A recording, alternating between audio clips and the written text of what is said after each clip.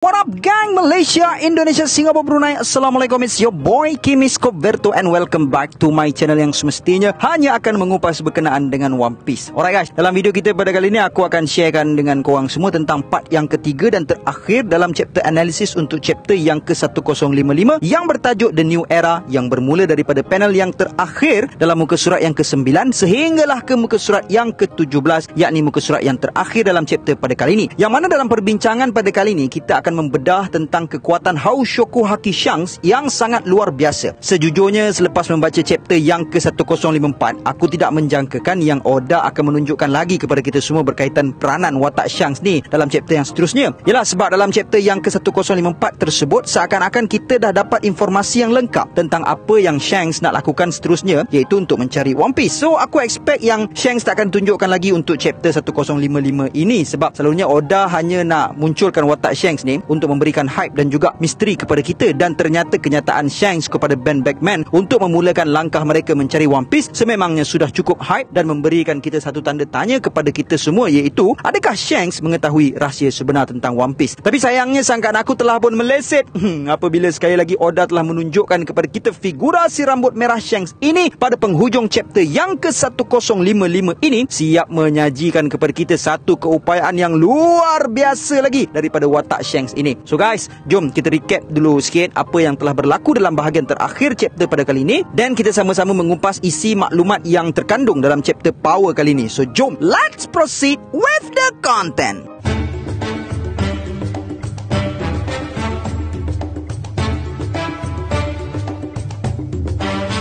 Pada penghujung panel muka surat yang ke-9 dalam chapter 1055, pada kali ini Ryokugyu telah mengatakan satu dialog yang sangat menarik bagi aku. Akan tetapi sekiranya korang hanya membaca chapter ini dalam TCB Scans, korang akan mendapati sedikit perbezaan apabila korang baca dalam official manga translation dalam Manga Plus Shusha, yang mana dalam TCB Scans dialog Ryokugyu mengatakan bahawa no man can hope to stand against the force of nature alone, yang bermaksud tiada seorang pun yang mampu untuk menentang daya daripada alam ini. Sedangkan dalam official translation pula, Ryokugyu mengatakan bahawa mere human beings cannot match the might of natural itself, yang bermaksud manusia yang biasa tidak mampu untuk menyaingi kekuatan alam ini sendiri. Which is, perkara ini sangat-sangat menarik sebabnya dalam video analisis chapter 1055 part yang pertama, iaitu video aku yang bertajuk Momo bakal menjadi aliansi terkuat Luffy, aku ada explain tentang kemampuan luar biasa yang ada pada Momo, dan sebab itulah dia mampu untuk menyakiti Ryokugyu dengan serangan bolo breath-nya, dan banyak lagi poin yang menarik yang aku dah bincangkan dalam video tersebut berdasarkan rujukan dalam bahagian yang pertama chapter 1055 ini. So kalau korang tak tengok lagi, korang boleh layan video tu lepas ni. Okay? So maknanya apa yang aku nak highlightkan kat sini adalah orang biasa tak mampu untuk menandingi kemampuan buah devil yang dimiliki oleh si Aramaki Ryokugyu ni. Maka mereka yang berjaya untuk memberi kesan kepada Ryokugyu seperti Momo, Yamato dan Shanks sememangnya merupakan watak-watak yang extraordinary apabila mampu untuk menyakiti Admiral Ryokugyu. Selepas itu Ryokugyu telah mengatakan kepada Red Scabbards, Yamato dan Momo bahawa kehadiran Kaido di negara Wano tersebutlah yang telah menghalang Ryokugyu daripada menceroboh negara tersebut sekaligus melindungi negara Wano daripada ancaman musuh-musuh yang menjadikan negara ini sebagai sasaran mereka. Sekalipun berada di bawah pimpinan Kaido merupakan satu penyiksaan dan penderitaan bagi mereka, namun hakikatnya Kaido lah yang selama ini melindungi negara tertutup Wano ini daripada ancaman musuh yang bahaya. Dan aku nak selitkan sedikit potongan daripada chapter 1056 yang mana salah seorang daripada anggota Red Scabbard telah pun bersetuju dengan pernyataan daripada Kaido ini dan telah mengungkapkan pernyataan yang sama daripada mulutnya, yang mana bagi aku benda ni merupakan satu perkataan yang tidak sepatutnya diungkapkan oleh mereka sebagai the retainer of Kozuki Oden dan the guardian of Wano, yang sepatutnya meletakkan tanggungjawab untuk melindungi keamanan dan keselamatan penduduk Wano 100% di atas bahu mereka. So aku personally berpendapat bahawa ini merupakan satu tugas yang besar bagi Momonosuke untuk menghapuskan pemikiran seperti ini daripada samurai-samurainya dan membuktikan kepada Red Scabbards dan seluruh penduduk Wano bahawa Momo lah yang akan menggalas tugas tersebut dengan bantuan samurai-samurai setianya pada masa yang akan datang. Seterusnya dalam muka surat yang ke-10, Ryokugyu terus menggesa Red Scabbard, Yamato dan Momonosuke untuk memberikan kepala monkey di Luffy kepadanya, dan dia akan berundur meninggalkan negara Wano ini sebagai gantinya. Dan seterusnya Yamato memberitahu kepada Momo bahawa mereka boleh bergantung dengan Luffy dan nakamanya untuk menumpaskan raksasa hutan ini, kerana Yamato yakin Luffy dan aliansinya lebih hebat dari daripada si Ryukugyu ini. Namun demikian, Momonosuke telah menolak cadangan daripada Yamato itu dan mengherdik Yamato kerana memberikan idea tersebut dan menegaskan bahawa kini masa untuk bergantung harap kepada orang luar telah pun tamat. Dan dalam keadaan menangis, Momonosuke mengatakan yang dia sendirilah yang akan melindungi penduduk Wano daripada ancaman musuh yang bakal mengganggu gugat keamanan mereka pada masa yang akan datang. Sampai mengarahkan Ryukugyu untuk berambus dari tanah tumpah darahnya. Momonosuke telah pun sekali lagi mencuba untuk menggunakan serangan bola breath-nya dan ternyata kali ini serangan tersebut benar-benar menjadi dan terus menembusi tubuh raksasa Ryukugyu untuk serangan yang pertamanya. Dan melihatkan Ryukugyu yang masih tidak berundur, maka Momonosuke menggunakan serangan bola breath buat kali keduanya dan kali ini serangan tersebut telah membakar tubuh hutan Ryukugyu menyebabkan sang Admiral itu terpaksa untuk regenerate daripada sepucuk tunas yang kecil, menyebabkan Admiral Ryukugyu terus memasuki mode seriusnya, tidak seperti mana sebelum ini. Yalah, sebab sebelum ni kita dapat tengok yang Ryukugyu ni main-main je kan masa lawan dengan dorang ni, siap boleh menganjing lagi lepas kena serangan daripada Raizo. Akan tetapi melihatkan serangan Momo yang boleh dikatakan standing Kaido ini, maka Aramaki telah pun bertindak dengan lebih serius dan terus bertukar ke dalam mod raksasanya dan mengancam untuk benar-benar menggunakan kekuatan penuhnya sekiranya itu apa yang diinginkan oleh Momo. Namun tiba-tiba jauh di luar perairan Wano, kelihatan satu percikan kilat hitam yang merupakan aura penakluk Hau Shokuhaki yang telah ditujukan tepat ke arah sang Admiral Ryukugyu, menyebabkan tubuh raksasa hutan Ryukugyu itu terus bertukar menjadi wujud asalnya sebagai seorang manusia dan kelihatan telah melumpuhkan Aramaki yang merupakan seorang yang berada pada tahap kedua tertinggi dalam angkatan Marine selepas The Fleet Admiral, menyebabkan sang Admiral itu tertanya-tanya siapakah gerangan yang telah membebaskan Hau Shokuhaki sedahsyat ini. Dan setelah meneliti kekuatan tersebut, akhirnya Ryukugyu mengetahui bahawa kekuatan Hau Shokuhaki itu adalah milik the former crew of Pirate King, the Roger Pirate, merangkap the remaining Yonko Akagami no Shang.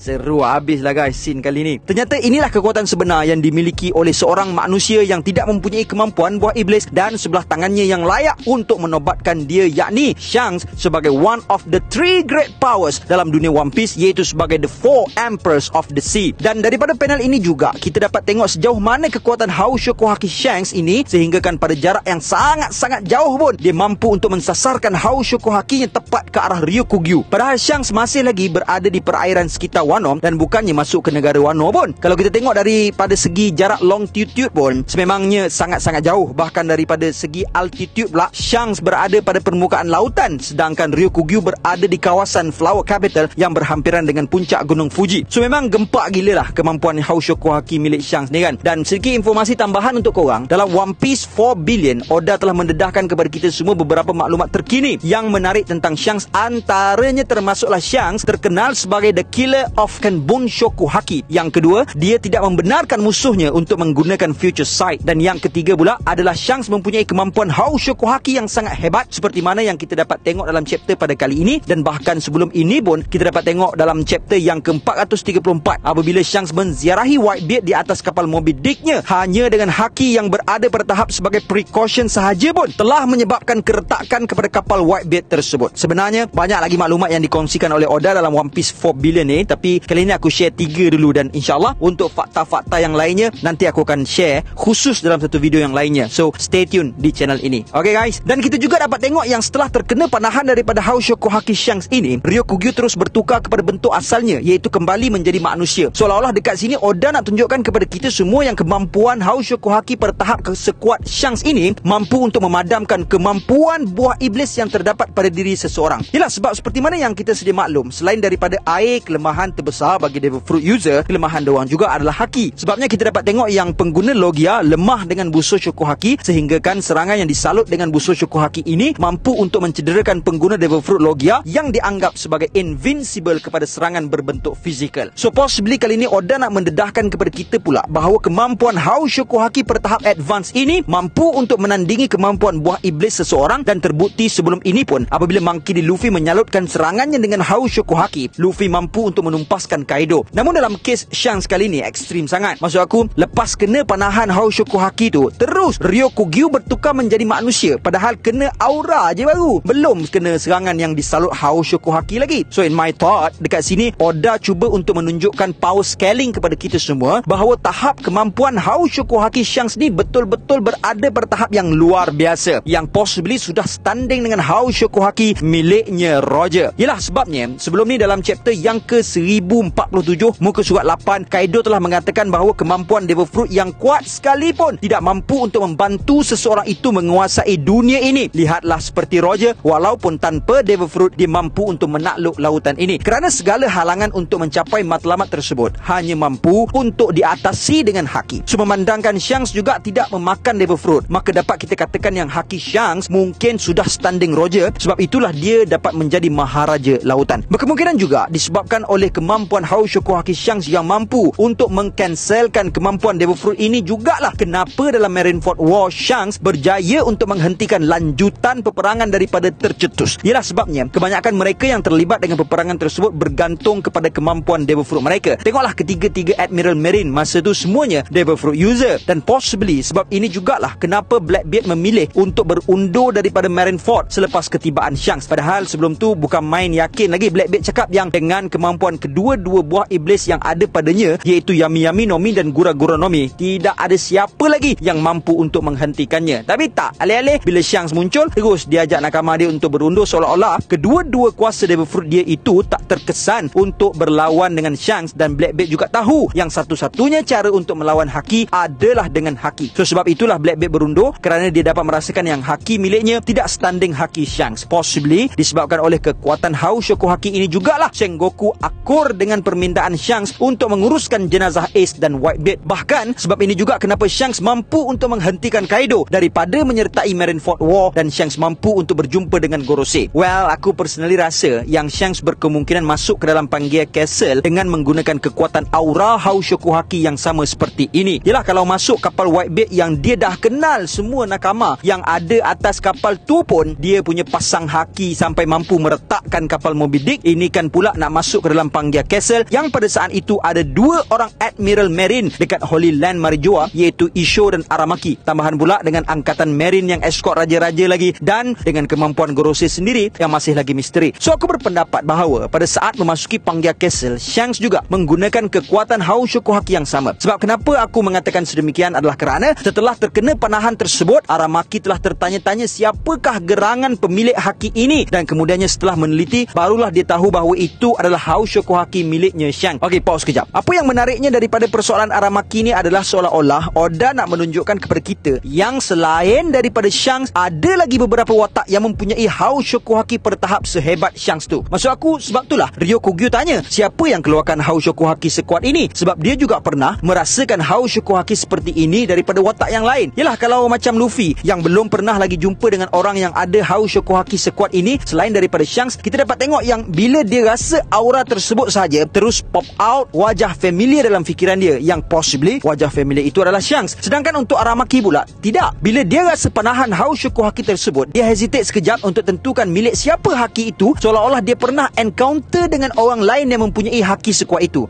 Bagaimana menurut kalian? Agak-agaknya siapa lagi watak yang mempunyai ability Hao Shoku Haki standing Shanks? Boleh tinggalkan pendapat korang di ruangan komen kat bawah. Okay? Dan kemudiannya setelah berfikir sejenak, Ryokugyu akhirnya dapat menentukan bahawa itu adalah haki milik Red Hat Shanks, dan disebabkan oleh inilah kenapa aku berpendapat bahawa Shanks telah memasuki Pangaea Castle dengan aura Hao Shoku Haki sekuat ini. Maksud aku macam ni, bila Aramaki dapat tentukan yang Hao Shoku Haki tersebut adalah milik Shanks, maknanya mesti dia pernah rasa haki Shanks sebelum ni kan? Yelah, sebab kita dapat tengok pada panel yang terakhir dalam chapter ni, Zoro, Jinbei dan Sanji tertanya-tanya milik siapakah haki tersebut, sebab dia orang ni tak pernah jumpa dengan Shanks. Sebab tu diorang ni tak tahu bahawa itu adalah haki Shanks. Tapi si Ryokugyu dapat tahu yang itu adalah haki Shanks, berkemungkinan sebab dia pernah jumpa dengan Shanks sebelum ni kan. And as far as we concern, satu-satunya tempat di mana Shanks dan Ryokugyu pernah berada dalam satu waktu yang sama adalah di Marijoa semasa persidangan Reverie. So sebab itulah aku berpendapat yang Shanks juga telah memasuki Pangaea Castle dengan mengaktifkan Hao Shoku Haki pada tahap sehebat ini, sehingga Ryokugyu dapat mengenal aura daripada Shanks apabila terkena panahan Hao Shoku tersebut dalam chapter 1055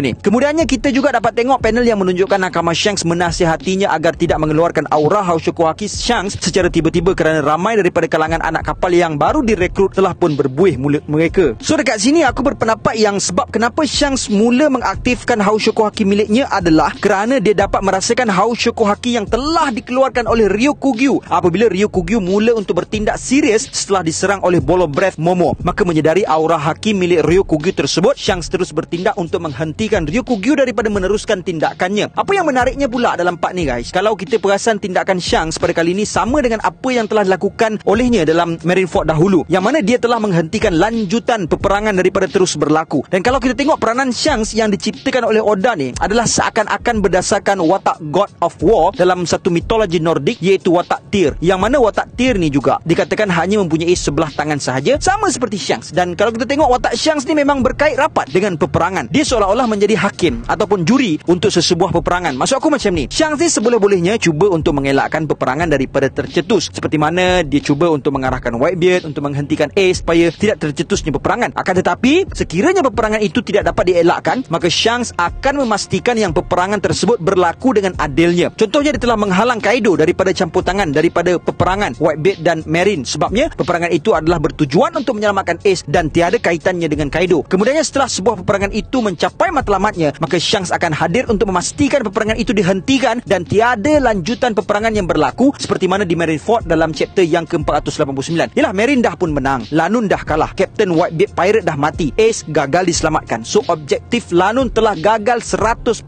dan Marine telah pun menang. Jadi tak perlulah lagi untuk meneruskan peperangan sebab objektif peperangan dah pun tercapai. So sebab tu Shanks sampai untuk hentikan lanjutan peperangan. Dan dapat juga kita lihat perkara yang sama dalam chapter pada kali ini. Cumanya kalau dulu Shanks menghentikan Akainu daripada melanjutkan peperangan, kali ini pula yang dihentikan oleh Shanks adalah Ryokugyu. Dan kali ini pun atas dasar yang sama, Kaido dan Big Mom dah kalah, Luffy dan aliansinya dah menang. So kalau betul nak lanjutkan peperangan, Marine bawa bala tentera korang dan tunggu Luffy dan aliansinya sembuh dan recover 100% dulu, barulah start balik peperangan. Ini tak, Luffy dah lah tengah recover. Dan dalam chapter ni Shanks sendiri cakap yang Luffy telah penat setelah mengukir sejarah dunia. Tunggulah dulu, takkan bacul sangat kot Marine, mana maruah korang.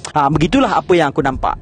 So bagaimana menurut kalian? Kemudiannya panel yang seterusnya menunjukkan kepada kita Shanks yang terkenang kembali akan zaman childhood Luffy, Momo, Hiyori dan Uta. Pause kejap guys. Sebelum ni dalam video chapter analisis 1054, aku ada bagi tahu yang flashback Shanks tu sebenarnya menunjukkan kepada kita bahawa Shanks sebenarnya mengetahui rahsia Gomu Gomu no Mi sebab cara Oda susun flashback tersebut kan. So inilah apa yang aku cuba sampaikan kepada korang sebenarnya. Maksud aku, bila Shanks betul-betul fikirkan pasal new era, sepatutnya dia akan terus flashback pasal Luffy lah, seperti mana yang berlaku dalam chapter pada kali ini, dan bukannya terus terkenang akan usaha untuk mendapatkan Gomu Gomu no Mi sejurus selepas melihat poster bounty milik Luffy. Untuk part siluet Uta ni pun menarik juga sebenarnya, sebab melalui panel ini confirm lah bahawa Uta adalah watak yang canon. So mungkinkah kita akan melihat kemunculan Uta dalam manga One Piece yang akan datang?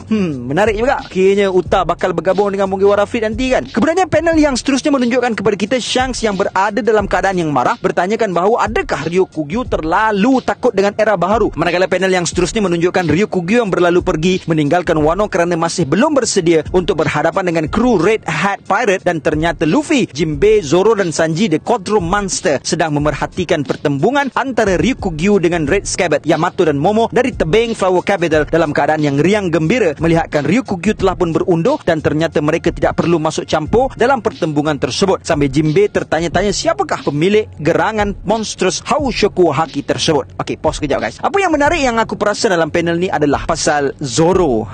Kalau korang perasan sebelum ni dalam chapter yang ke-1038, Zoro telah pun berhadapan dengan malaikat maut dalam keadaan badannya yang sudah tidak mampu bergerak. Tapi Zoro ni tak mati pula kan.